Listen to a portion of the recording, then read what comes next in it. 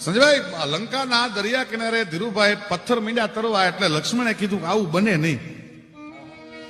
આ તો અશક્ય ઘટના છે, પ્રકૃતિના નિયમ વિરોધની વાત છે. આવું કેમ બન્યું? રામે કીધું ઓરો આવ્યું કાનમાં કહું, જાહેર કરવાની વાત નથી.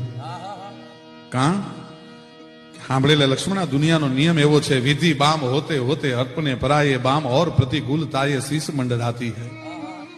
જ્યારે માણસની વિધિ વિપરીત બને, જ્યારે માણસની વિધાતા રૂઠી જાય, વિધિ બામ હોતે હોતે અપને પરાયે બામ,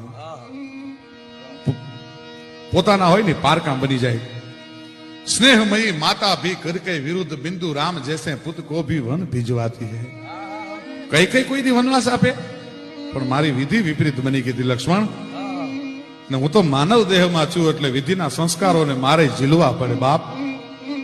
विधि बाम होते होते अपने पराये बाम और प्रतिकूलता ये स्नेह मंडल आती है न स्नेहमयी माता भी करके विरुद्ध बिंदु राम जैसे पुत्र को भी वन भिजवाती है.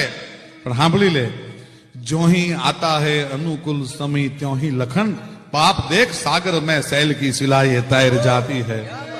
પણ માણસનો અનુકૂળ સમય નજીક આવે ને ત્યારે નો બનવાનું બનવા માંડે, પ્રકૃતિના નિયમો ઉલટા સુલટા થવા માંડે.